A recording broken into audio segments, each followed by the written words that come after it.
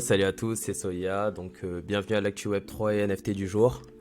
Aujourd'hui 4 infos et présentation d'un petit projet NFT, une nouvelle collection qui est sortie récemment. Donc à vrai dire c'est la V2, mais on va en parler à la fin. Première info déjà, c'est Coca-Cola qui a collaboré avec Crypto.com. Là pour la Coupe du Monde, qu'est-ce qu'ils ont fait? Ils ont lancé des NFT qui va être sur Crypto.com. Mais en fait, à chaque match, on va pouvoir demander ces NFT-là. Donc, on va faire ce qu'on appelle un claim. Et avec ces NFT-là, on va pouvoir, pareil, les échanger sur le marché secondaire, etc. etc.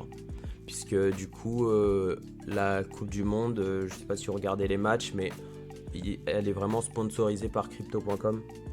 Donc, à chaque match, on en entend de plus en plus parler. Et donc, pour le faire, il faut passer par deux liens. Donc de toute façon je vous mettrai tout en commentaire, mais voilà, il faut passer par la Coca-Cola Fanzone page, mais aussi avant s'inscrire sur le site believe and coca-colarabia.com. Donc en fait, une fois que vous êtes inscrit sur la fanzone, l'idée c'est d'aller sur le site, descendre un petit peu plus bas, et le jour des matchs, on va pouvoir claimer les NFT. Donc c'est un NFT par match, mais en fait ça part hyper vite. Donc juste avant un match, n'hésitez pas à aller claimer un NFT. Après, je sais pas comment ça va fonctionner en termes de marché secondaire ou autre, mais ce qui est bien, c'est qu'en fait ils sont gratuits. Donc n'hésitez surtout pas à en prendre le max. Voilà, première info, donc Coca-Cola. Je comprends pas pourquoi ils y vont aussi tard, puisque la Coupe du Monde elle termine dans une semaine. Et ils viennent juste de lancer ça. Je sais pas pourquoi ils l'ont pas commencé avant, peut-être par manque de temps. Mais en tout cas, ils y sont allés. Je pense que c'est toujours bien d'avoir un NFT de Coca-Cola. Ensuite, deuxième info, c'est Science et Vie. Ça c'est une petite info, mais c'est assez intéressant comment ils vont mettre en place leur NFT. C'est le magazine Science et Vie qui va mettre en place pareil des NFT. Mais en fait c'est pas des NFT en termes de profile picture où on travaille avec un digital artist, non. En fait eux ils vont mettre en place un NFT sous forme de pass. C'est aussi ça le bon cas d'utilisation d'un NFT. C'est qu'en fait ça va servir un peu de carte de membre pour justement rejoindre une communauté. Donc comme avant on avait un pass pour faire ça ou ça, ou pour rejoindre cet endroit là, et là en fait ça va être un pass pour accéder à la communauté Science et Vie. Après c'est fans de science, fans de aussi journalisme comme ça. Et en fait ils ont sorti une centaine de cartes de membres NFT. Et donc c'est assez simple, l'idée ça va être une fois que tu l'as, c'est d'avoir l'abonnement numérique à vie, ça c'est vraiment cool. Et surtout c'est le contact avec la rédaction, une communauté de passionnés, etc. etc. Je trouve ça vraiment intéressant en mode de mettre des NFT en termes de member pass, voilà, pour justement après avoir plus de choses. Mais en termes d'avantages, voilà, n'hésitez pas à rejoindre le Discord. Et voilà, donc c'était 250 € et je crois que c'est sur la blockchain Tezos. Mais voilà, ce qui est bien, c'est que c'est un nombre limité de passes. Et ensuite, en fonction de ce que l'équipe de Science et Vie fait, ça va prendre plus ou moins de valeur. Tout en gardant l'unicité d'un NFT. Voilà, j'espère que ça va bien se passer. Je crois qu'il en reste quand même. Je n'ai pas regardé le nombre exact, mais ça va quand même partir assez vite. Ouais, deuxième info. Troisième info, c'est Porsche, qui a fait une annonce semaine dernière où ils avaient déjà sorti une petite collection, mais c'était plus une collaboration en début 2022. Et là, en fait, ils y vont à fond en sortant un peu comme Renault. Donc c'est pour ça que ça va être assez intéressant. Renault sort le drop avant. Renault va sortir pareil 10 000 NFT le 15 décembre. Mais pour Porsche, en fait, eux, ça va plus être 2023. Et donc l'idée, voilà, ça va être sur un modèle de voiture. Donc là, c'est la 911. Et en fait, la 911, on aura 7500 NFT. Et dans leur roadmap, en fait, on va d'abord avoir le NFT. Et ensuite, après, en fonction d'une ambiance, on va dire ça, on va pouvoir customiser sa voiture. Donc pareil, hein, on va pouvoir choisir les phares, la couleur, euh, comment en fait on va le définir. Donc ça par contre, je sais pas comment ils vont faire, s'ils vont faire un portail qui va permettre de changer les métadonnées ou autre. Donc ça va être assez intéressant de le voir. Mais surtout en fait, moi ma question principale c'est en fait à la fin à quoi ça va servir. Donc parce que si c'est juste pour faire après cette photo là, je pense pas que ce soit hyper intéressant.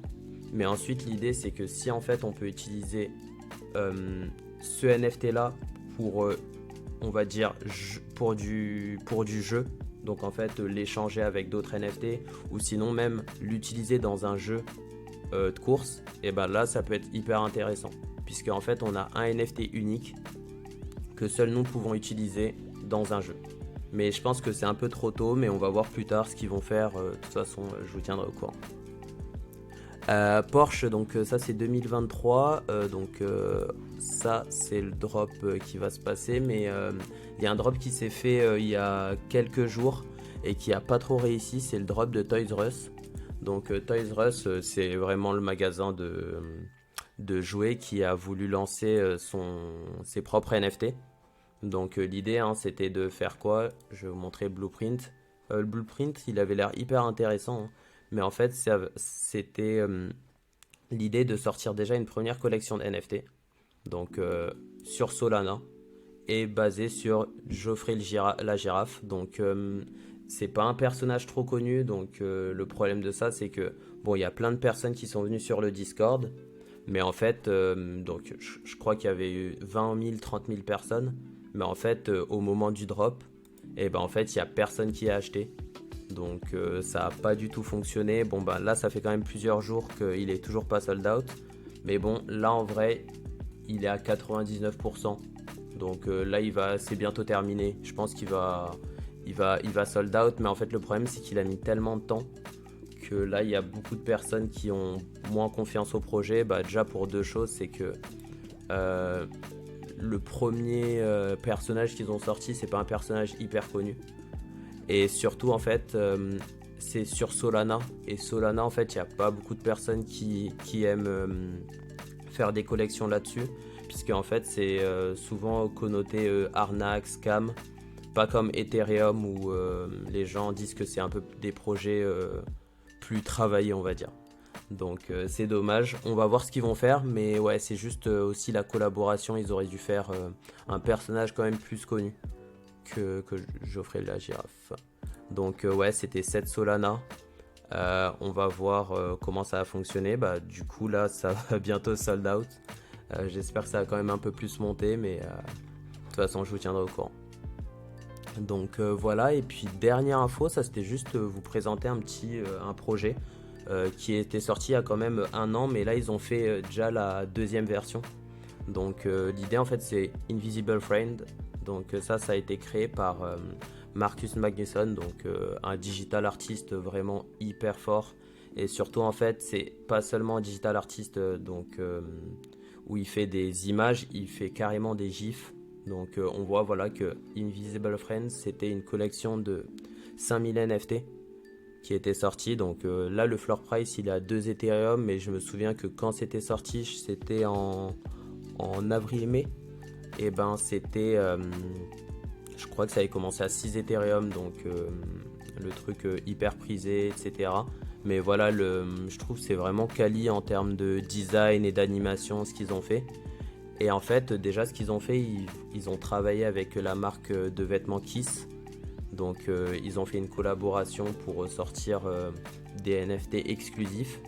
Et là il n'y a pas longtemps ils ont sorti donc cette version là, donc ça c'est la version numéro 1. Et en fait ils ont sorti l'équivalent 3D. Donc pareil, donc toujours sur du Invisible, donc une animation où ça va marcher. Et ben en fait maintenant ils ont sorti la version 3D qui est un petit peu plus basse en termes de floor, mais 0,4 c'est quand même pas mal. Et surtout en fait c'est vraiment l'un des seuls projets 3D qui est aussi pas mal en termes de qualité. Donc voilà, n'hésitez pas à regarder comment ça se passe, à regarder cette collection là sur Twitter. De toute façon pareil je mettrai les liens. Et leur Discord, il est aussi assez sympa, puisqu'il y a plein de personnes qui partagent les NFT qu'ils aiment, etc., etc. Donc voilà. Merci à vous. N'hésitez pas si vous avez des questions. Si pareil, vous voulez que je parle d'une collection que vous avez entendu parler, mais vous n'avez pas eu le temps d'approfondir. Et puis à la prochaine fois pour la prochaine vidéo. A plus. Bye, thanks.